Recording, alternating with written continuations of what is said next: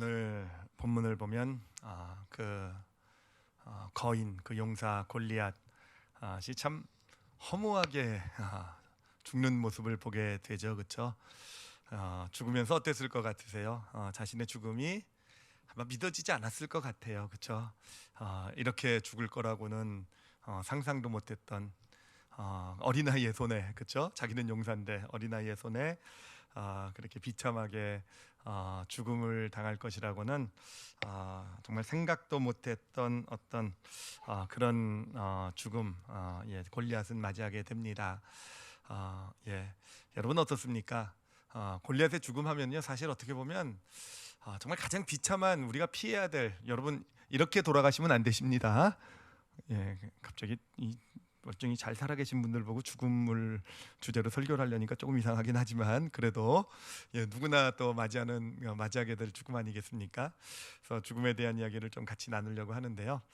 근데 죽음이라는 건 결국 현재의 삶이랑 연결되는 거기 때문에 죽음을 대비하는 어떤 맞이하는 믿음은 오히려 현재의 삶을 정말 축복 가운데 살아가게 하는 그런 믿음이 될 줄 또한 믿습니다.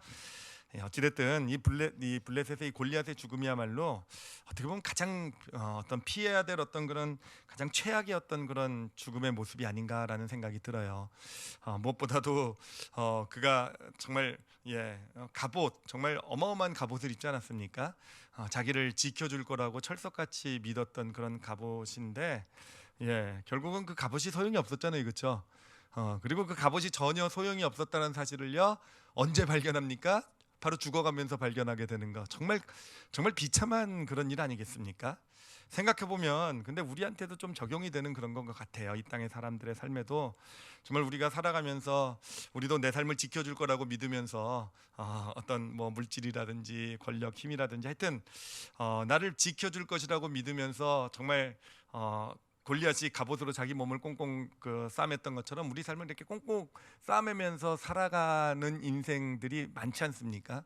그런데 그런 인생을 살아가다가 정말 이것이 나를 결코 지켜주지 못하는구나, 이것이 내 삶을 지켜주지 못한다는 것을 발견하게 될 때, 또 그 발견하는 현장이 바로 죽음의 자리가 된다고 한다면 그 죽음은 정말 얼마나 비참한 죽음이 되겠습니까? 자, 그런가 하면은 또 여러분, 골리앗이 결국은 다윗의 돌에 맞아서 쓰러졌지만 결국 그 마지막 숨통을 딱 끊어놓는 것이 무엇이었는지 혹시 기억하십니까? 읽은 것? 여러분을 무시해서 죄송합니다. 조금 전에 한 몇 분 전에 읽었는데 설마 지금 다 기억하시겠죠, 그렇죠? 자신의 칼이에요. 자신의 칼. 자신이 자랑했던 칼이에요. 정말 모두들 청동으로 만든 칼을 가지고 있을 때 철로 만든 칼, 무적의 칼, 정말 이 칼을 휘두르면서 자기가 원하는 것을 이루어왔다고 사람들의 인정을 받게 했던 그 칼 아니었겠습니까?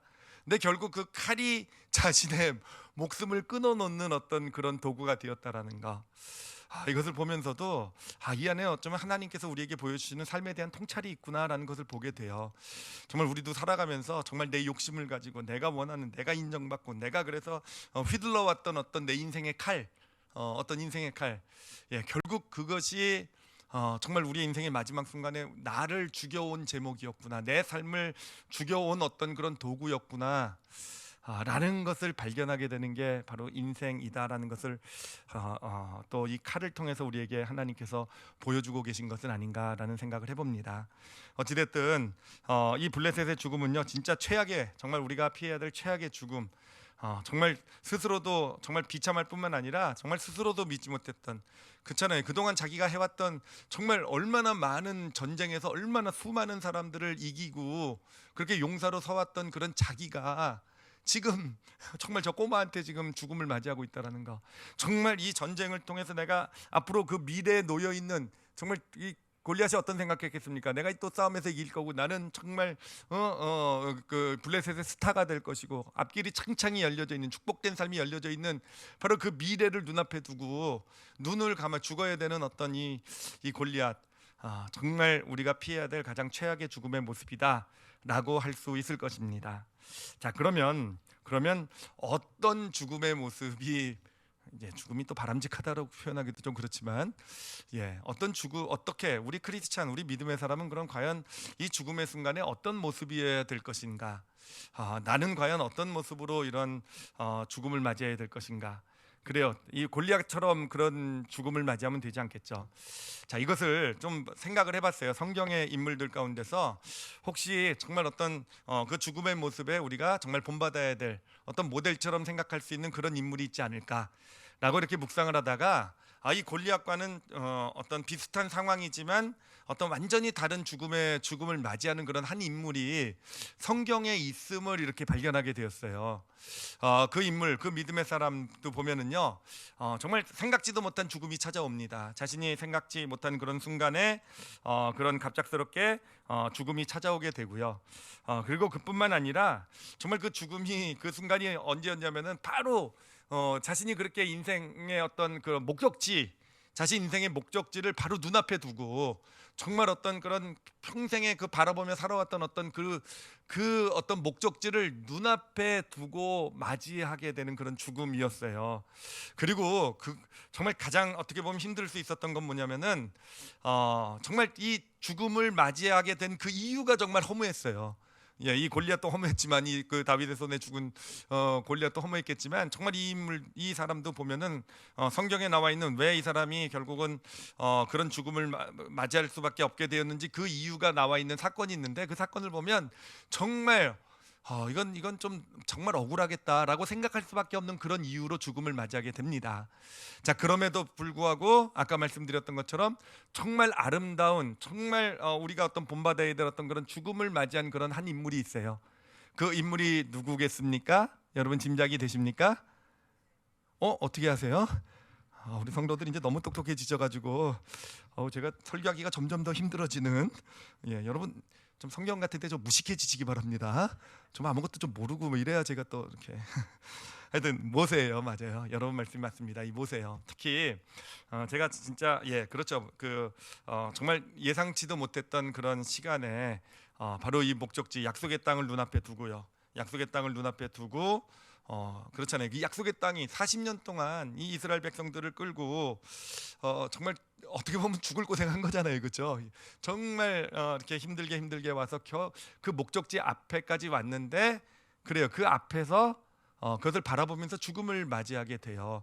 죽음을 맞이하게 되면서 그 이유를 뭐라고 하나님께서 제시해 주셨냐면은 어떤 한 사건을 통해서 제시해 주시게 되는데 이제 이제 40년의 여정도 거의 끝나가게 되고 이제 약속의 땅을 이제 거의 다 도착했을 때예요.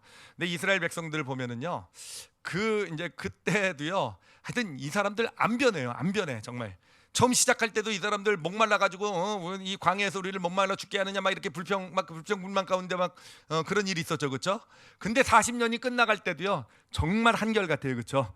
여러분 부정적인 모습이 한결같으시면 안 되십니다. 하여튼 그때도 또 모세 앞에서 정말 뭐 어떤 물이 좀 없는 것을 놓고 우리를 목말려 죽이려고 하느냐 뭐 하여튼 온갖 불평을 다 이렇게 털어놓게 됩니다. 그때 모세도요 정말 이번에는 열받아요. 열을 받게 돼가지고는 이때도 정말 이 백성들을 향해서 그냥 분을 토해내죠, 그렇죠? 내가 너희와 얼마나 너희에게 또 물을 내줘야 되겠느냐, 또 얼마나 너희를 참을까 뭐 이러면서 그러면서 예전에도 그랬듯이 이제 반석을 이 지팡이로 쳐서 물을 이렇게 내게 됩니다. 그런데 예전에 그 광야 생활 시작 때 반석을 쳤을 때는 반석을 지팡이로 한 번만 쳤어요. 한 번만 쳐서 물이 나왔는데 이번에는 모세가 반석을 몇 번을 칩니까? 2번을 친단 말이에요, 그렇죠? 2번을 쳤어요. 그래서 어쨌든 물이 나와가지고 백성들이 다 물을 먹고 이제 갈증을 해소했단 말이에요. 그런데 하나님께서 바로 그 사건을 놓고 얘기하는 거예요. 자, 너는 반석을 2번 쳤기 때문에 이 사건 때문에 너는 이제 가나안 땅에 들어가지 못한다. 약속의 땅에 들어가지 못하고 너는 죽을 것이다 라고 얘기를 합니다. 자, 여러분이면 어떨 것 같으세요? 하나님께서 이렇게 얘기하실 때, 하나님께서 그래요. 정말 너 반석도 하여튼 그 사건 때문에 못 들어간다, 그렇죠? 정말 그동안 수고해 온 게 어딥니까? 정말 그동안 누구보다도 수고하고 누구보다도 하나님께 충성되고 하나님과 함께했던, 하나님이 원하시는 어떤 그 길을 충성되게 걸어왔던 그 모세인데 그 한 번의 실수를 가지고 어떻게 그러실 수 있습니까, 그렇죠? 그리고 게다가 약속의 땅이 이제 곧 있으면 그냥 강만 건너면 약속의 땅인데, 바라봤던 그 땅인데 어떻게 하나님께서 정말 모세에게 그러실 수 있으시겠습니까? 저 같으면은요 정말 저도 죽었을 것 같네요. 열받아서. 그죠? 정말 열받아서 정말 하나님이 이거 너무 하시는 거 아니겠습니까? 정말 우리가 믿는 하나님이 이런 하나님이라고 한다면 정말 여러분 정말 힘든 인생이세요. 정말 아무리 잘 믿음의 길 걸어오셔도요, 한 번 잘못하고 실수하시면 여러분 끝장이세요. 약속의 땅에도 못 들어가세요, 그렇죠? 여러분이 얼만큼 열심히 신앙생활했던 그것도 뭐 전혀 상관없이 끝입니다, 여러분요, 그렇죠? 제 얘기가 아니라 성경에서 나온 사건이에요, 그렇죠? 그걸 또 내로 받아들이시면 안 되시고요. 하여튼 중요한 거는 모세가요, 모세 정말 누구보다도 억울하고 힘들었을 모세가 그렇잖아요. 그 정말 말도 안 되게 느껴지는 그런 상황 가운데서 모세는요, 그 죽음을요 아주 담담하게 받아들여요. 그것을 가지고 하나님께 뭐 억울하다 뭐 어떻게 이런 것도 없이요, 오히려 그 이야기를 듣고는 받아들이고 무엇을 합니까? 자기 죽을 준비를 해야 될 일, 여호수아를 다음 리더로 세우죠. 다음 리더로 세워서 그 리더십을 아주 확실하게 넘겨주고요. 그리고 이제 이스라엘 백성들을 모아다가 이 가나안 땅이 바라보이는 그 평지에다 모아놓고 이 가나안 땅의 어떤 그런 풍요로움을 보여주면서 저 복을 얻기 위해서는 너희가 이렇게 해야 된다. 그래서 축복의 길과 저주의 길을 이렇게 마지막 고별 설교를 하게 되는 것이죠. 그 고별 설교가 신명기서예요. 신명기서. 예, 신명기서. 제가 일부 예배 때는 갑자기 그런 생각이 들었어요. 신명기서가 왜 이렇게 긴지 내가 알겠다라는 생각. 왜 이렇게 긴가? 모세가 죽기 싫었던 거구나. 그래서 설교를 계속 그냥 이렇게 길게 하셨던, 농담입니다.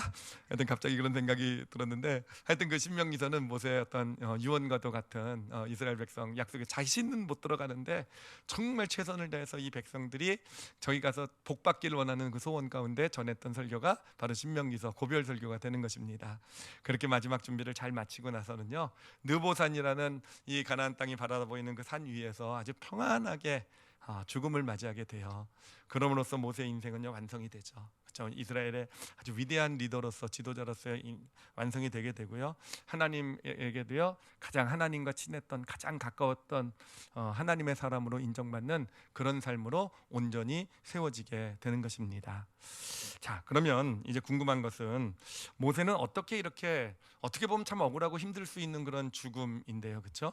어떻게 이런 모습으로 이렇게 정말 편안하게 평안한 가운데서 정말 아름다운 모습으로 오히려 그 죽음으로 인해서 삶이 정말 아름답게 완성되는 어떤 그러한 죽음을 맞이할 수 있었을까라는 겁니다.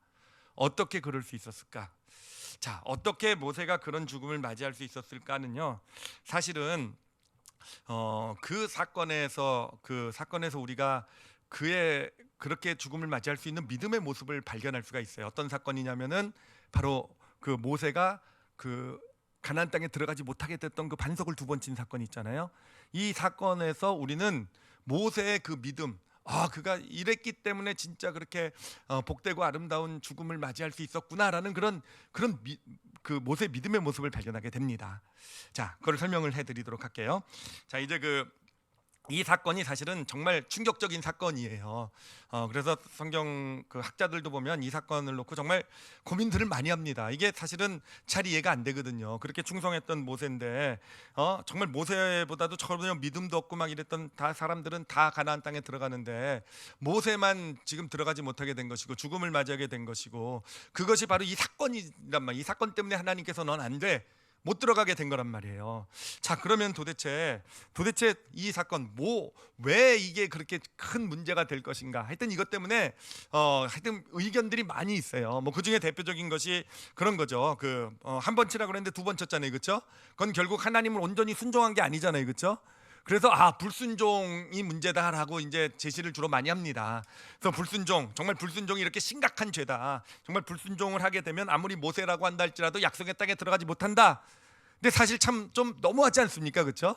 그러니까 불순종의 문제로 보기도 하지만 또 그렇게 해석을 하기도 해요. 이게 단순히 불순종의 문제뿐만이 아니라 모세가 보면은 이 막대기를 2번 쳤을 뿐만 아니라 또 그 백성들한테 얘기할 때 뭐라고 얘기하냐면은 내가 반석에서 물을 내랴 이렇게 얘기를 해요. 여러분, 반석에서 물을 내서 백성들을 먹이는 사람은 누구십니까? 하나님이시잖아요.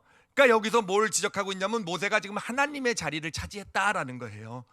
하나님을 자리를 차지했으니 이게 얼마나 큰 죄냐. 이거를 가지고 이제 이거를 교만이라고 얘기를 하거든요. 이 교만의 죄를 보시고 하나님께서 모세를 용납하지 않으신 거다. 하나님의 자리를 차지한 모세 절대 용납하지 않으신 거다, 이렇게 해석을 하기도 합니다. 그런가 하면은 이 두 가지를 합쳐서 어떤 불순종하는 모습과 어떤 교만이 나타나는 그런 모습 가운데서 결국은 모세 안에 자기의 의가 가득 차 있다. 자기의 의가 가득 찼다. 자신의 의, 어떤 자신의 의로는 구원에 이르지 못하잖아요, 그렇죠? 의로는요, 그렇죠? 우리는 우리의 의가 아니라 예수 그리스도의 의로만 구원을 받는다. 이게 신약의 복음이잖아요. 하여튼 그런 모세의 자기 의, 그 자기 의 때문에 결국은 약속의 땅에 들어가지 못했다. 자, 이런 해석들을 하게 됩니다. 자, 어떤 해석이 맞을까라고 생각을 해보다가, 아니요, 이것은요, 여러분, 우리가 이 사건에서 우리가 보아야 될 것은 뭐냐면은, 이 사건이요, 모세, 네가 이런 죄를 졌으니까, 네가 그렇게 불순종하고, 네가 그렇게 교만해지고, 네가 그렇게 그 자기의 의의가 나타났으니까 너는 가나안 땅, 약속의 땅에 너는 못 들어가. 이것이 이 사건이 보여주는 내용이 아니라는 거예요. 그거는요, 그냥 우리 수준에서 그냥 표면적으로만 보고 하나님이 왜 이러셨을까라고 따졌을 때 그냥 우리의 수준으로 깨닫는 것밖에 안 된다라는 겁니다. 실제로 그 사건의 의미는 뭐냐면은요, 지금 하나님께서는 모세하고 소통을 하고 계신 거예요. 모세하고 소통을 하고 계신 것, 어떤 소통을 하고 계신 것인가? 여러분, 모세는요, 이스라엘의 가장 위대한 리더입니다. 하나님의 사람이고 하나님이 세우신 리더예요. 누구보다도 정말 놀라운 일을 감당해낸 그런 사람이 바로 그 믿음의 사람이 모세입니다. 그렇죠? 그런데 여기서 우리가 봐야 될 것은 뭐냐면, 그가 위대한 믿음의 사람이지만 그도 역시 믿음의 뭐라는 겁니까? 사람이라는 거예요. 사람이라는 존재예요. 그 사람이라는 건 뭡니까? 그 안에 아무리 거룩하고 멋지고 정말 대단한 삶을 살았어도 그 안에 죄성을 가지고 있는 존재, 연약함을 가지고 있는 존재가 사람이라는 거예요. 아무리 정말 대단한 일을 하고 하나님께 순종하는 길을 걸어왔어도 그래요. 40년 동안 그 많은 일들, 많은 순종들, 많은 어려움과 고통 가운데서 믿음의 길을 택해 왔어도 인간이기 때문에 그런 길을 택해 오면서 결국은 그 일 가운데 데미지를 받을 수밖에 없는 존재가 인간이라는 거예요. 그래서 어느샌가 조금씩 하나님 어떤 게 순종하고 어떤 믿음의 길을 걸어왔지만 그 안에서 어느샌가 모난 모습이 나타나고 불순종의 모습도 나타날 수 있고, 어느샌가 교만해지기도 하고, 어느샌가 자기의 의의가 나타날 수밖에 없는 그런 존재가 바로 인간이라는 것입니다. 바로 하나님께서 지금 모세에게 보여주고 계신 것이 무엇이냐면은, 네가 지금 죄를 졌으니까 못 들어간다라는 게 아니에요. 너 죄 때문에 지금 네가 불순종하고 교만해지고 의를 나타낸 것 때문에 못 들어간다는 것이 아니라, 너가 지금까지 정말 수고해서 믿음의 길을 걸어왔지만, 정말 내가 너를 기뻐하고 친구로 여기신다 그랬잖아요. 정말 친구처럼 그렇게 그 길을, 너는 내 친구다, 그 길을 걸어왔지만, 그러나 지금의 너, 정말 수고한 정말 어떤 그런 너 안에 이미 이제는 그 안에 이미 어떤 불순종의 모습도, 어느샌가 교만도, 어느샌가 자기 의의를 나타내는 그런 모습도 인간이기 때문에 어느샌가 이렇게 나타내지고 있다는 것을 하나님께서 보여주고 계신 거예요. 그러면서 하나님께서 말씀하신 거죠. 너에게 있어서 이제는 지금 가장 축복된 것은 무엇인가? 바로 멈추는 것이다. 이 자리에서 스탑하는 것이다. 이제는 이 자리에서 멈춰서고, 그래, 이 자리에서 멈춰서고 이제는 나와 함께, 이제는 이 일의 사명은 다른 사람에게 넘기고 나와 함께 거하는 것이 너에게는 가장 큰 축복이다 라고 하나님께서 이 사건을 통해서 보여주신 것입니다. 그리고 모세는요, 바로 그것을 본 거예요. 그래, 이제까지 믿음의 길을 걸어오면서 정말 대단한 일 했죠. 큰일 했죠. 어마어마한 리더죠. 정말 어떤 하나님의 사람으로 서왔지만 이 사건을 통해서 모세는 자신의 모습을 본 거예요. 어느샌가 자기도 모르게 내가 정말 믿음의 사람이고 40년 동안 순종하고 정말 대단한 길을 걸어왔다고 생각했지만, 이 사건을 통해서 자기 자신을 보게 된 거예요. 내가 이렇게, 내 안에 이렇게 이런 모습들이 이미 자리 잡고 있구나. 나도 불순종하고 있고, 어느샌가 높아지고 있고, 어느샌가 내 의의를 나타내고 있는 거. 그래요. 모세는 그것을 볼 수 있었던 것이고, 그것을 보여준 하나님 앞에서 감사하면서, 맞습니다 하나님, 그래요, 지금이 제가 멈춰설 때입니다 라고 멈춰설 수 있었던 것이고요.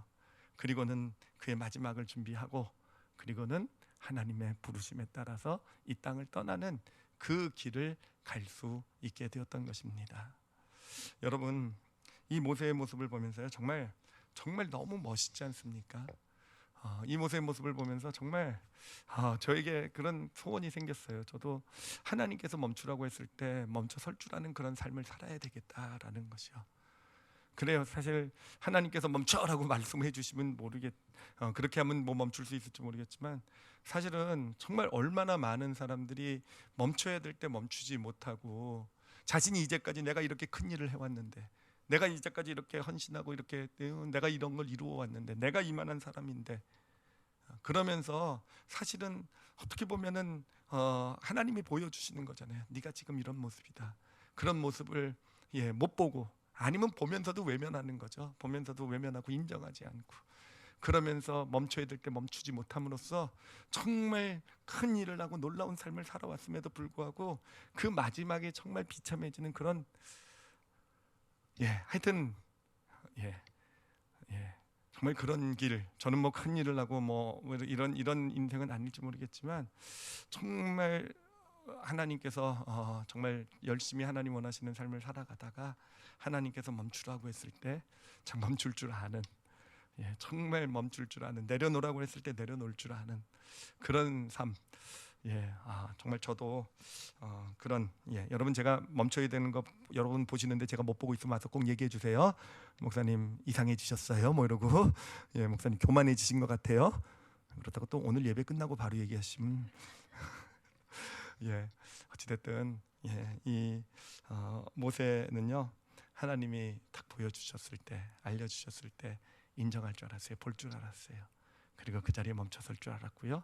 그리고 멈춰서서 이제까지 자신이 어떤 일을 아무리 큰 일을 해왔든, 이제까지 해온 것, 또 앞에 아무리 놀랍고 큰 미래가 놓여있든 멈춰설 줄 알았고요. 내려놓을 줄 알았고요. 그리고 그 자리에서 자신이 해야 될 일을 준비할 줄 아는, 그렇죠, 열심히 최선을 다해서 여호수아를 세우고 고별 설교를 해서 이스라엘 백성을 준비시키는 그런 삶을 살았던 것입니다. 자, 그러면은 이제 여기에서 우리가 그 비밀을 발견하게 돼요. 모세가 어떻게 그렇게 정말 마지막까지 아름다운 그런 삶을 살고, 정말 하나님이 부르실 때 정말 평안하게, 정말 아름다운 모습으로 하나님께로 갈 수 있었는가. 그럴 수 있었던 모세의 믿음의 모습이 있어요. 바로 그것이 뭐냐면은요, 모세는요 현재를 살았다라는 거예요. 모세는 과거가 아니라, 미래가 아니라 정말 현재를 산 사람이 바로 이 모세였다라는 겁니다. 자, 현재를 살았다라고 말씀을 드리니까 뭔가 의미가 오는 것 같죠, 그렇죠? 그런 거 그랬겠구나라고 의미가 오는데, 조금 더 제가 구체적으로 좀 예를 들어서 정말 그 현재를 산다는 의미가 무엇인지를 좀 같이 좀 나눠 드리도록 하겠습니다. 먼저 그 저의 예를 들어서 좀 나눠 드리도록 할게요. 제가 이제 오늘도 여전히 저의 예는 딸내미에 대한 예입니다. 그러니까 또 이러지 마시고 들어주시기 바랍니다. 이제 제 딸아이가 이제 제가 40세일 때 이제 태어났어요. 이제 태어났는데 40세 때 아이가 태어나니까 이제 사실은 걱정이 많이 되더라고요. 정말 좋은 아빠가 될 수 있을까라는, 그런, 내가 이 아이를 잘 키울 수 있을까. 정말 저는 아이들 키우는 거 진짜 자신이 없고, 정말 좋은 아빠 뭐 이런 거 정말 저는 그쪽 너무 몰랐어가지고, 그리고 사실은 너무 잘 못했어요. 친척들도 저한테 아기는 안 맡겼으니까. 하여튼 저는 그쪽에 너무 자신이 없어서 가지고 이제 하여튼 그때 책도 많이 보고 막 뭐 영상도 보고 막 이랬었습니다. 근데 그때 읽었던 책 중에서 정말 그 내용 읽고 나서 저의 그 아이를 키우는 정말 좌우명처럼 된 게 있어요. 제1원칙, 절대로 꼭 지켜야 되는 원칙을 받아갖게 한, 지금도 그 원칙을 가지고 살게 한 그 책의 내용이 하나 있었어요. 그게 뭐냐면은 이제 제가 책은 어떤 건지 잊어버렸는데 내용은 아직도 기억하고 있어요. 어떤 아기를 낳고 이제 키우는 엄마들에 대한 이야기였는데, 그 엄마들 뭐 다는 그렇진 않겠지만 아주 재미있게 이렇게 표현을 하더라고요. 그 엄마들의 마음에 대해서 얘기를 하는데, 엄마들이요 이제 갓난아기가 낳잖아요, 그렇죠? 그래서 이제 젖을 먹이잖아요. 그러면은요 그런 마음으로 젖을 먹인대요. 야, 정말 이 아기가 젖만 떼면 내가 얼마나 편할까. 젖만 떼면 얼마나 편할까라는 그런 마음으로 이제 젖을 먹인다고 합니다. 그리고 나서 이제 아이가 젖을 떼고 이제 뭐 한 살, 2살 정도 되잖아요. 그러면 또 이 2살 정도 될 때 엄마의 마음은 또 뭐냐면은, 정말 얘가 말만 좀 알아들었어도 너무 좋겠다. 말을 못 알아들으니까 정말 뭐 사고도 치고 하니까 말만 알아들었으면 얼마나 좋을까 이러면서 자녀를 키운다고 합니다. 그러다가 얘가 말을 알아들을 수 있는 4살, 5살 때 되면은요, 엄마의 생각은요, 야 정말 얘가 학교만 다니면 정말 내가 편해질 텐데 내 인생이. 학교만 다니면 얼마나 좋을까 뭐 이렇게 얘기를 한대요. 그렇게 생각을 한대요. 그러다가 이제 학교를 들어가면 어떻게 되겠습니까? 학교를 잘 다니게 되면은요, 야 정말 이 아이가 대학만 들어가도 정말 내 인생은 참 대학만 되면 좀 편해질 텐데, 예, 대학에 들어가면 어떻게 되겠습니까? 이 아이가 직장만 좀 좋은 데 가지면, 직장 들어가면 또 어떻게 되겠습니까? 이 아이가 어떻게 아세요? 그 책 읽으셨나요? 아니면 여러분 그러고 사셨나요? 그래도 이 아이가 결혼만 하면 정말 좋은 사람 만나서 결혼만 하면 내가 근심이 없을 텐데 뭐 이런 하여튼 이 얘기를 읽으면서요, 정말 이게 이 이야기의 포인트가 뭔지 아시겠죠, 그렇죠? 그러니까 이 엄마들이요, 어떤 미래에 대한 어떤 막연한 기대를 가지는데 그 막연한 기대가 뭐랍니까? 현재에 대한 어떤 불평과 불만의 제목이 되어져 간다라는 거예요. 이 아이가 정말 점만 떼면, 이 아이가 정말 말만 알아들으면, 이 아이가 정말 학교만 다니면, 이 아이가 그렇잖아요. 막연한 미래를 놓고 그게 뭡니까? 결국은 그 안에 현재에 대한 불평과 불만을 주는 거잖아요. 만족하지 못하는 마음을 주는 것이고, 그건 다시 뭘 얘기하는 겁니까? 그러니까 결국은 현재 지금 내가 이 아이를 키우는데 이 아이에게 온전히 집중하지 못하게 하는, 그렇죠? 그 미래 그때만 됐으면, 그때만 바라보며 지금 아기를 키우고 있으니 온전히 그 순간을, 그 아기를 키우는 그 순간을 소중히 여기지 못하는 그런 모습이 나타나는 게 아닌가라는 거예요. 그러면서 제가 그 이야기를 들으면서 또 참 이건 제가 생각한 거예요. 참 그렇게 생각해 보니까 참 재밌는 게 뭐냐면은, 이 아기를 키우는 엄마들을 보면은요, 예를 들면 그런 질문을 하잖아요. 예를 들면 한 2-3살 정도 된 아이 엄마를 놓고 정말 언제가 제일 좋았습니까? 그러면은 얘가 갓난아기 였을 때가 참 좋았다고 그러잖아요, 그렇죠? 예, 초등학교가 들어간 아이를 놓고 언제가 좋았습니까? 그러면은요, 그래도 3살, 4살 때는 얘가 재롱도 잘 떨고 얼마나 귀여웠는데요, 막 이러잖아요, 그렇죠? 예, 그리고 나서 이제 또 사춘기가 되면은 또 뭐라고 얘기합니까? 야, 그래도 초등학교 저학년 때는 그래도 착하고 말도 듣고 그것도 안 폈는데 이러잖아요, 그렇죠? 이게 정말 여러분, 이게 정말 어떻게 보면 정말 참 가슴 아픈 이야기예요. 그래요. 어떤 막연한 미래를 놓고 그때만 되면 정말 요것만 되면은 그때만 되면은 내가 좀 더 편해질 것이다라고 얘기를 하고요. 그러면서 현재는 불평과 불만을 가지고 살아가면서 또 그때가 되면 언제가 좋았다고 합니까? 그 과거가 좋았다고 얘기하는 거. 그 과거가 좋았다고 얘기하는 거. 여러분, 이게 사실은 이게 단순히 아기를 키우는 일만 해결되는 문제가 아니지 않습니까? 우리의 삶을 보면은요, 우리는 어떻게 보면 그런 모습으로 살아가는 부분이 너무도 많은 것 같아요. 어떤 남편과 아내 관계도 마찬가지고, 가정도 마찬가지고요. 그렇잖아요. 어떤 내가 살아가는 어떤 직장 생활도 마찬가지고, 신앙 생활도 마찬가지고, 늘 우리는 이것만 좀 잘 됐으면, 미래에 요것만 요렇게만 되면이라는 어떤 거를 놓고 현재를 충실하지 못한 삶을 살아가는 거잖아요. 그러면서 또 돌아보면 과거가 좋았다 아니겠습니까? 과거가 좋았다. 과거 그때가 참 좋았는데, 그래도 정말 그러면서 어찌됐든 이 미래와 과거가의 마음이 빼앗겨서 결국 현재를 집중하지 못하게 하는 것, 못하며 살아가는 것, 이게 어쩌면 우리 인생을 살아가는 모습이 아니겠는가라는 거예요. 하여튼 그때 제가 이 글을 읽고 나서 결심을 한 게 뭐냐면은, 그때 결심을 한 게 뭐냐면은, 나는 우리 딸아이를 키우는 데 있어서 정말 그 현재를 가장 소중하게 여기리라라고 결심을 했어요. 그리고 이 연사 당당히 외칩니다. 그 결심을 실천하며 이제까지 살아오고 있습니다. 정말로 제가 그러고 살아왔어요. 제가 생각해 보면은요, 정말 뭐로부터 시작했는가 생각해 보니까 뿡뿡이부터 시작한 것 같아요. 뿡뿡이부터 시작해가지고 토마스와 기차들로 넘어가더니 그 다음에 뭐죠? 뽀로로. 그렇잖아요. 하여튼 정말 지금은 제가 뭘 열심히 보고 있는지 아십니까? B2B를 또 좋아해요. B2B라는 여러분 B2B가 누군지 모르시는 분도 계실지도 모르겠어요. BTS 혹시 아십니까? BTS, 제가 BTS 노래 얼마나 잘하는데 제가 한번 버터 한번 불러볼까요, 지금요? 제가 춤도 거의 출 수 있을 정도로 여러분 모르죠? 그 있지라고 혹시 아십니까? 아유, 이게 무슨 결과냐? 현재를 충실히 살아온 결과예요. 딸내미와 같이 정말 딸내미의 그 어떤 그 나이 그때가 정말 그 아이에게 진심으로 내가 그 아이가 관심을 가져주는 것도 나도 같이 관심을 가져주면서 정말 그 순간순간을 정말 정말 그렇게 현재를 가장 소중히 여길, 제가 딴 삶도 그렇게 살았어야 되는데 아이를 키우는 것만 그렇게 사는 것 같아요. 지금 생각해 보면 참 안타깝게도 어찌됐든 그래도 그렇게 참 자녀를 키워온 것 같고요. 앞으로도 사실 그렇게 정말 지금 현재가 가장 소중한 그런 시간이 되도록 이렇게 살아가려고 결심을 하고 있습니다. 얼마 전에 이제 고등학생이 된 딸아이죠. 고등학생이 된 딸아이가 하여튼 얼마 전에 하여튼 엄청 속을 썩이고 정말 엄청 말 안 듣고 막 이렇게 저랑 이제 막 싸우고 또 소중하게 여겼다면서 싸우긴 왜 싸우냐 뭐 이럴지 모르겠지만 여러분 사춘기 그 나이 아이하고는 싸웁니다. 그 딸아이가 저한테 그렇게 갑자기 그런 질문을 하더라고요. 아빠는 내가 몇 살 때 제일 좋았어 이러더라고요. 아빠는 몇 살 때 내가 제일 좋았어 그러더라고요. 그래서 제가 그 질문을 딱 받는 순간에요, 제가 진짜 바로 대답했어요. 대답은요 속도가 중요해요, 그렇죠? 머뭇머뭇거리면 안 됩니다. 제가 그때 진짜 그렇게 대답을 했어요. 나는 지금의 네가 제일 좋다고.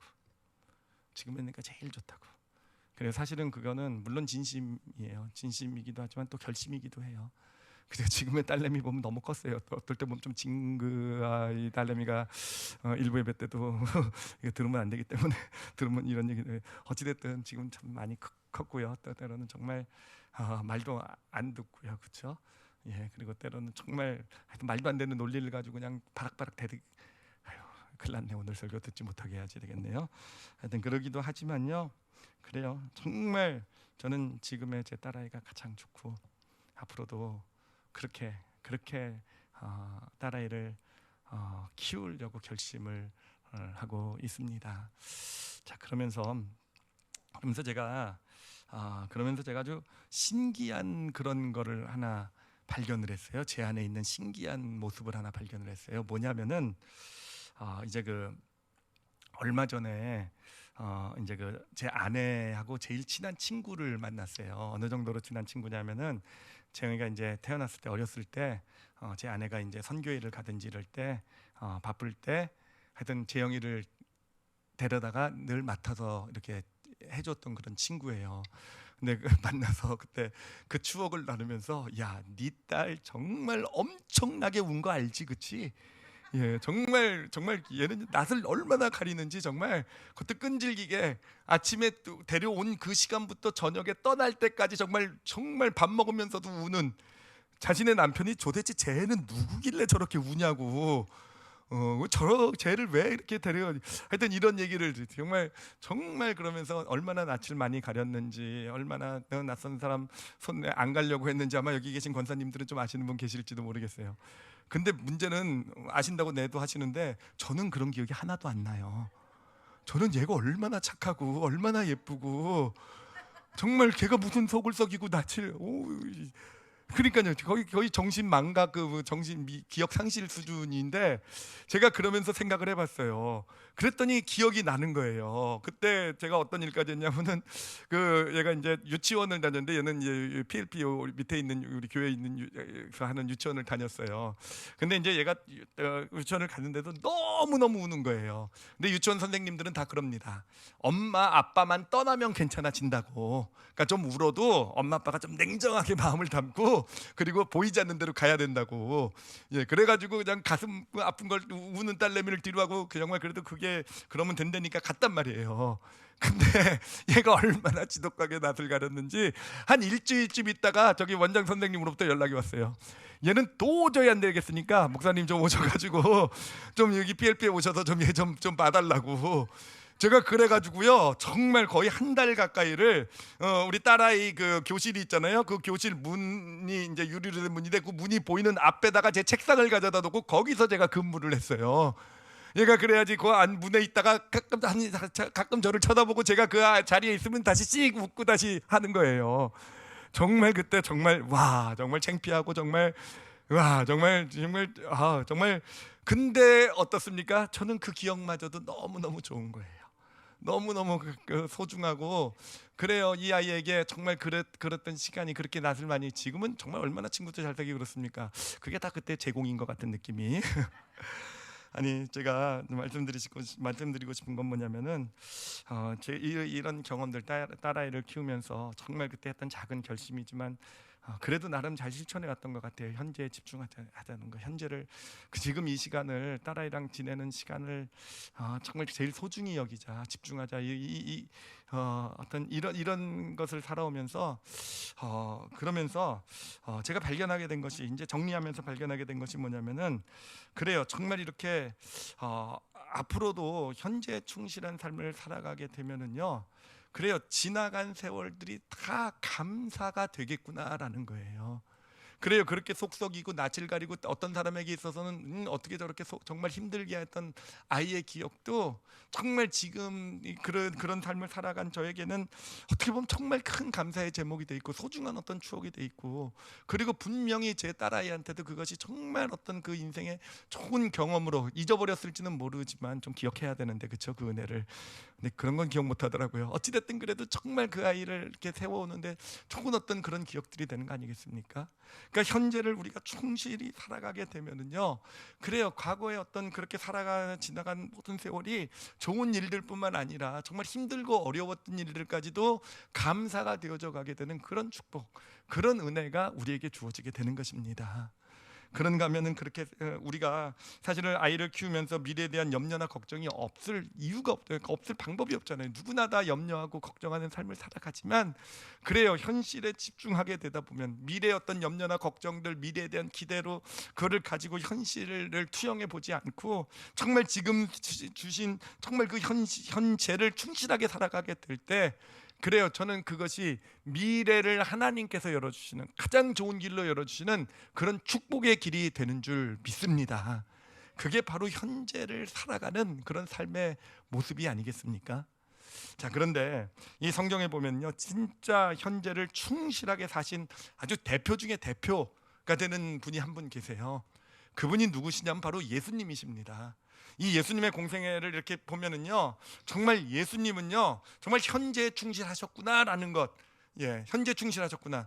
이 대표적인 제가 생각난 어떤 일이 뭐냐면은, 이제 예수님께서 공생애를 시작을 하세요. 시작을 하면서 제자들과 같이 어떤 한 마을에서 사역을 하십니다. 한 마을에서 사역을 하시는데 정말 열심히 하세요. 보니까 뭐 말씀을 전하고 그 다음에 병자들이 오고 그래서 정말 밤이 늦도록 새벽까지 정말 병자들을 고치고 막 이러십니다. 그러니 뭐 얼마나 놀라운 역사가 나타났겠습니까? 사람들이 얼마나 많이 은혜를 받았겠습니까? 그러니까 이제 그 다음 날이 되어서 제자들이 와서 예수님에게 얘기를 하는 거예요. 정말 이 사람들이 다 예수님을 찾고 은혜를 너무 많이 받았습니다. 정말 우리 첫 번째 사역은 성공입니다. 그러니 예수님, 여기서 우리가 이제 사역합시다 라고 얘기를 하게 돼요. 그런데 그때 예수님께서 뭐라고 답을 하신지 아십니까? 그때 예수님께서 답을 하신 게 뭐냐면은, 아니, 지금 저 마을에도, 이스라엘의 여러 마을에도 지금 나를 필요로 하는 영혼들이 얼마나 많은 줄 아느냐? 나는 그들에게 가는 것, 그것이 내 부르심이다 라고 해서 다른 마을로 가셨단 말이에요. 여러분, 이 차이가 뭐겠습니까? 제자들은요, 이미 조그만 성공이지만 그 성공이라는 이미 지나간 과거에 매여서 현재를 바라보고 있는 거예요. 그렇게 현재를 바라보고 있으니까 하나님의 부르심을 알지 못하고 그냥 내가 여기서 이런 성공을 이뤘으니까, 야, 여기서 내가 있으면 얼마나 더 큰 성공을 이뤘을까? 만약에 예수님께서 그 마을에 머물러 계셨다고 한다면은요, 아마 인류 기독교 역사의 최초의 메가철치가 탄생했을 거예요. 그렇죠? 어마어마한 교회가 탄생을 했을지도 몰라요. 그렇지만 어마어마한 교회가 탄생했지, 그것은 그냥 2000년 전에 그런 교회가 있었다라는 것으로 그냥 끝나지 않았겠습니까? 예수님의 사역은요. 그래, 예수님은요, 정말 어마어마한 어떤 사역과 어떤 하신 일을 놓고도, 그래요, 정말 또 정말 힘들고 어려운 미지의 어떤 그런 어떤 그런 일이지만 자신의 어떤 현재 해야 될 일에 집중하실 수 있었던 분이 바로 예수님이셨다는 거예요. 근데 여러분, 더 재밌는 건 뭐냐면은, 자, 그리고 나서 이제 예수님께서 제자들과 함께 그 다음 마을로 가세요. 그러니까 제자들도 그래, 예수님께서 뭔가 또 어떤 하셔야 될 일을 놓고 사명을 가지고 가시는구나, 큰 사명이 있구나. 이게 같이 길을 가는데, 그 예수님 앞으로 그 한센병자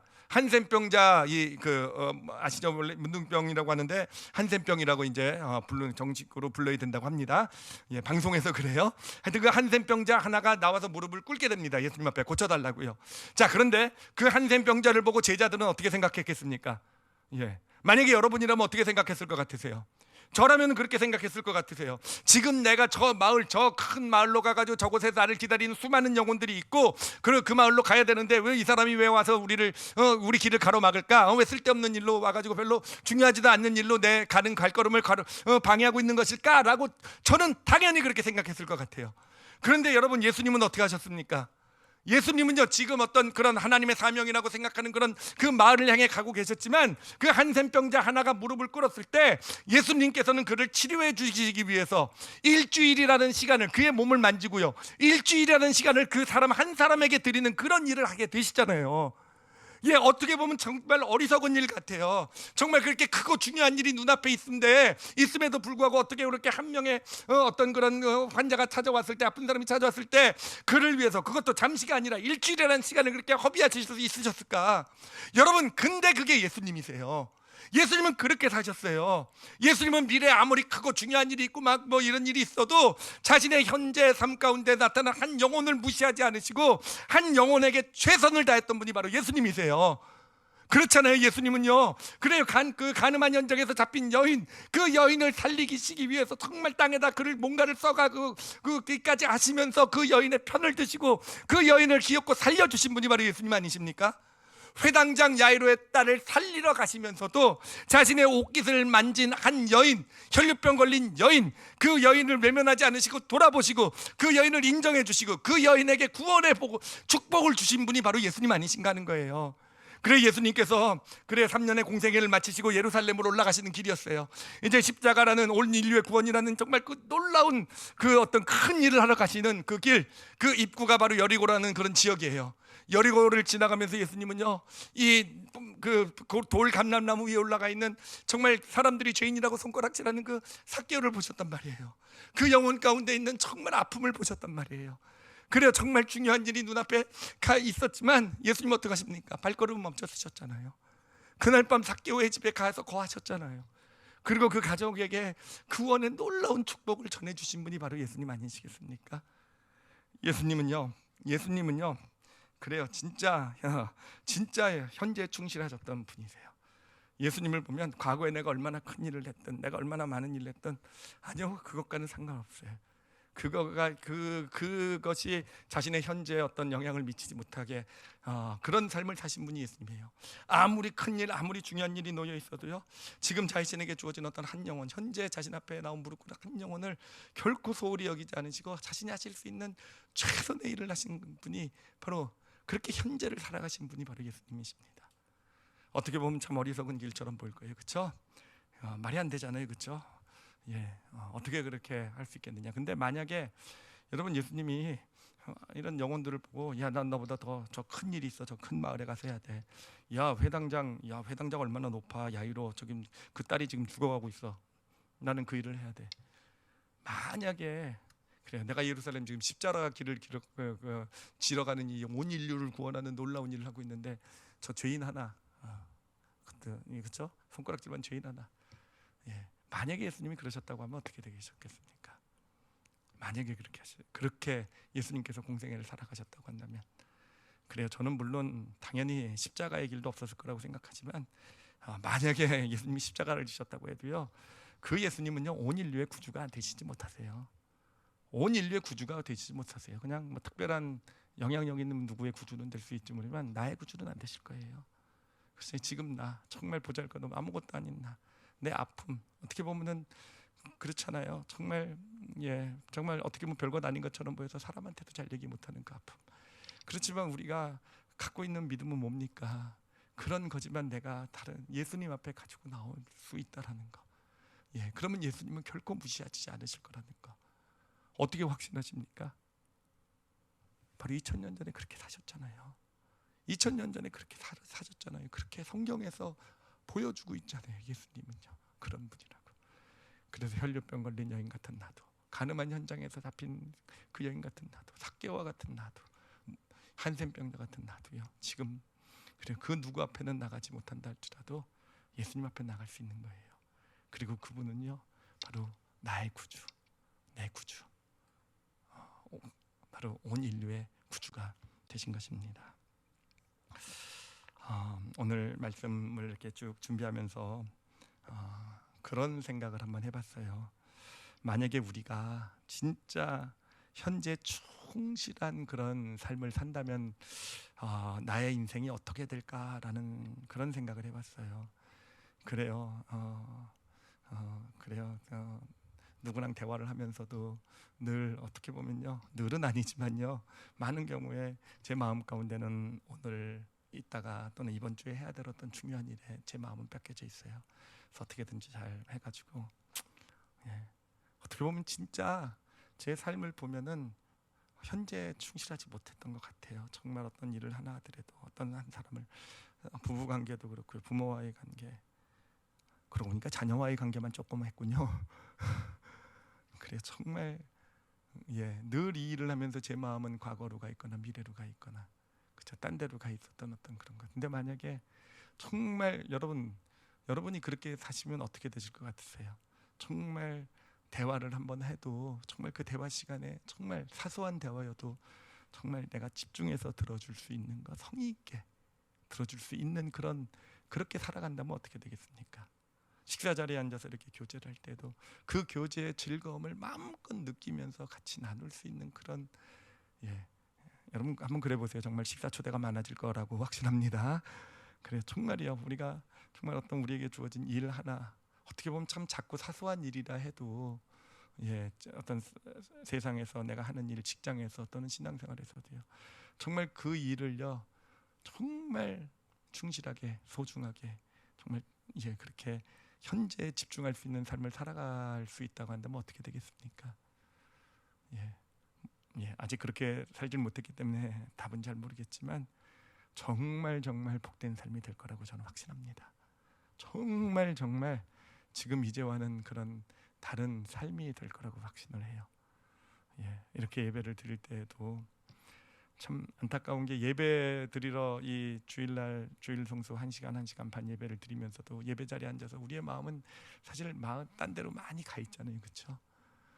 근데 정말 이 1시간 반의 예배를 정말, 딴 시간에는요 내 마음대로 살더라도 정말 이 시간을 내가 하나님 앞에서 소중하게 여기고 정말 이 시간에 내가 집중해 드릴 수 있다고 한다면 하나님께서 나를 어떻게 보실까? 그래요, 여러분 정말 현재를 우리가 살 수 있어야 되는 줄 믿습니다. 모세는 그렇게 현재를 살았어요. 그렇기 때문에 그렇게 놀라운 많은 일을, 정말 40년 동안 수고하고 힘든 일이 있었지만요, 하나님이 스탑하라고 할 때 내가 이렇게 큰일 나고 내가 이렇게 정말 수고를 했는데 어떻게, 그러지 않고 바로 멈출 수 있었던 거예요. 그래요, 눈앞에 약속의 땅이라는 평생의 소원이 놓여 있었지만 하나님이 멈추라고 했을 때, 그래요, 정말 그 하나님이 멈추라고 한 그 자리에 멈춰서서 오히려 그 자리에서 할 수 있는 일들을 또 최선을 다해서 해냈던 사람이 바로 모세 아니었겠습니까? 그렇기 때문에 그의 삶이 진짜 아름답고 복된 삶이 된 것이고, 그렇기 때문에 정말 그의 삶이 죽음의 순간에서도 평안할 수 있었던 정말 아름다운 죽음이 될 수 있었던 그런 인생의 길을 걸어간 거 아니었겠습니까? 그래요, 골리앗은 죽으면서 믿지 못했을 거예요. 내가 그동안 얼만큼 열심히 살아왔는데 내가 어떻게 이런 꼬마한테 허무하게 죽을 수 있을까? 내가 정말 이 전쟁만 잘 이겼으면 내가 이렇게 놀라운 축복의 삶이, 정말 좋은 삶이 기다리고 스타가 됐을 텐데, 눈을 감지 못한 억울한 죽음, 그런 죽음을 맞이할 수밖에 없었을 것입니다. 오늘 말씀에서 딴 건 다 잊어버리셔도 되고요. 특히 제가 딸내미에 대해서 한 얘기는 다 잊어버려 주시기 바랍니다. 그리고 오늘 말씀에서 꼭 기억해야 될 것은 현재를 살자라는 거예요. 진짜로요, 쉽지 않은 일일 거예요. 그래, 늘 우리는요 과거에 많이 매여 살고 있어요. 끊으셔야 돼요. 과거의 어떤 그때가 좋았지 뭐, 과거에, 아니면 과거의 상처, 아픔, 그것이 지금 현재 내 삶의 자세에 영향을 미치지 못하시도록 하셔야 됩니다. 그래요, 미래에 대해서 우리 소망 갖는 건 좋아요. 그렇지만 미래의 어떤 기대와 이것이 현재 내 삶을 무성의하게 살아가게 만드는 어떤 그런 제목이 되게 놓아두셔서는 안 됩니다. 여러분, 우리에게 있어서는요, 사실은 시간이라는 건 과거와 현재와 미래가 있지만 우리가 통제할 수 있는 시간은 현재밖에는 없어요. 그렇잖아요. 여러분, 과거나 미래를 우리가 지금 바꿀 수 있는 사람이 있습니까? 없잖아요. 그런데 여러분, 하나님은요 과거와 미래까지도 통제하고 계신 분이 바로 하나님이 되시는 거예요. 그래서 우리가 정말 현재를 충실히 살아가게 되면은 그래요. 어느샌가 하나님께서 과거까지 바꿔주고 계시는, 아프고 힘들고 고통스러운 과거라고 생각했지만 그것까지도 어느샌가 축복으로 바꿔주시는, 그리고 현재를 충실하게 살아갈 때 내 미래가 정말 내가 기대했던 것보다도 더 복되고 아름다운 하나님이 예비하신 그런 미래가 열려져가는 그런 복된 인생이 되어져 가게 될 것입니다. 너무 잘하는 내용이긴 하겠지만 여러분, 현재의 영어 표현이 프레젠트잖아요. 프레젠트. 근데 또 프레젠트가 또 선물이라는 의미가 있잖아요. 그렇죠? 여러분, 현재를요 하나님께서 우리에게 주신 선물로 받으시길 바랍니다. 그리고 정말 귀중하게 여기시고 정말 형제를 정말 집중하시고요. 조그만 거라도요, 그 자리에, 지금 내가 있는 그 자리에 집중하시고 정말 최선을 다해서 그렇게 현재를 멋지게 살아내시는 그런 저와 여러분이 되시기를 예수님의 이름으로 축원합니다. 기도하시겠습니다. 이 시간 기도하실 때요, 오늘 말씀을 듣고 어쩌면 우리 과거에 대해서 나는 살지 못한 거에 대한 어떤 자책과 후회가 있을지도 모르겠어요. 그렇지만 여러분, 그런 거 오늘 안 했으면 좋겠어요. 그건 과거에 이미 지나간 일이고요. 이 시간에 그냥 하나님께 그런 소원만 좀 올려드렸으면 좋겠어요. 현재에 집중할 수 있는 그런 믿음을 달라고. 저는 성령님이 하시는 일이 그 일이신 것 같아요. 성령님이 내 안에서 현재에 집중할 수 있도록 해주시는 분이 바로 성령님이신 것 같아요. 성령님을 의지할 때. 그래, 우리가 현재를 집중한다라는 것은 또 하나님을 온전히 신뢰한다라는 그런 믿음의 고백이에요. 그렇죠? 내가 하나님 믿습니다, 하나님 신뢰합니다 해서 내가 진짜 하나님을 신뢰하고 믿는 것이 아니라 정말 과거와 미래를 하나님께 맡겨드리고 내가 선물로 주신 현재 충실하게 살아갈 수 있는 것이, 그게 진짜 내 삶으로 드리는 하나님에 대한 신뢰 고백이 아니겠습니까? 그래요. 그런 고백을 좀 드리셨으면 좋겠어요. 정말 현재를 충실하게 살아가야겠습니다라는 거. 그래요. 과거와 미래가 내 현재 지금 내 삶에 영향을 미치지 못하게 하겠습니다라고요. 그리고 한번 자신의 삶을 한번 좀 돌아보시면서 내가 정말 현재를 충실하게 살아야 되겠다라고 좀 결심해야 될 그런 삶의 영역들을 좀 한번 여러분 뽑아보세요. 특히 자녀가 있으신 분들은요, 우리 자녀의 삶에서 좀 현재에 충실하겠다라는 그런, 참 가슴 아픈 일이, 그렇게 우리가 사랑하고 소중하게 여기는 우리 자녀인데, 자녀가 자라나면서 사실은 점점 더 적은 시간을 보내는데 그 시간을 참 충실하게 정말 소중하게 살아가지, 그렇게 보내지 못하는 것 같아요. 뭔가 과거를 가지고 계속 혼내든지 또는 하여튼 참 그래요. 그런 결심 좀 우리 부모님들은 꼭 하셨으면 좋겠어요. 내 자녀와 함께하는 이 시간, 과거나 어떤 미래에 대한 내 기대, 얘가 대학만 가면 이런 것에 좀 내려놓을 수 있게 해주시고, 정말 짧은 시간을 같이 지내더라도 정말 집중해 줄 수 있고 관심 가져줄 수 있고 정말 소중히, 그래, 어쩌면 우리가 그 시간을 소중히 여겨주지 않기 때문에 우리 자녀들도 부모와 함께하는 시간을 소중히 여기지 않는지도 모르겠어요. 정말 내가 얼마나 소중히 여기는지를 보여줄 수 있는, 나타날 수 있는 그런 부모가 되게 해달라고. 그래요. 그리고 저는 또 도전을 드리고 싶어요. 이게 제가 그렇게 잘 살아온 인생이 아닐지는 모르겠지만요, 그래도 그것만은 제가 여러분에게 도전 드리고 싶어요. 어느 때가 가장 우리 자녀가 가장 좋은가, 어느 때, 언제가, 몇 살 때가, 그럼 우리 지금이라고 고백하실 수 있었으면 좋겠어요. 지금의 내 자녀가 제일 좋다라는 거. 힘들어도요 그렇게 결심하셨으면 좋겠어요. 과거를 놓고 과거 땐 이랬는데 미래 이렇게만 되면 그런 걸 좀 다 내려놓겠습니다. 정말 우리 자녀 가지신 분들은 좀 그렇게 좀 기도하셨으면 좋겠고요.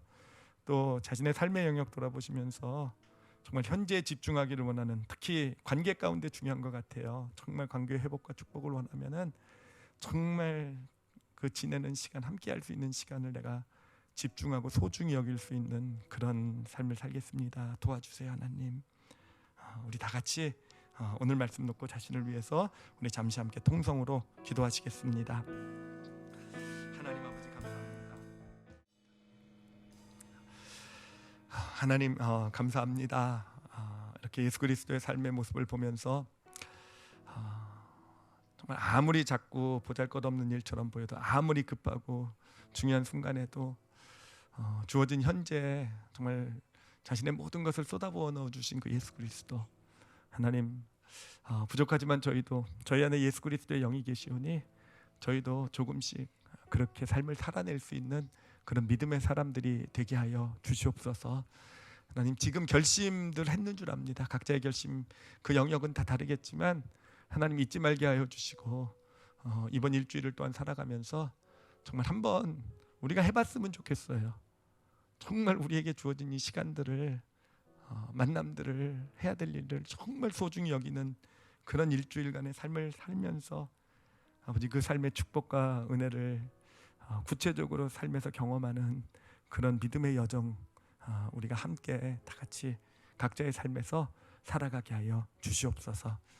아버지께 감사드리며 예수님 이름으로 기도드렸사옵나이다. 아멘.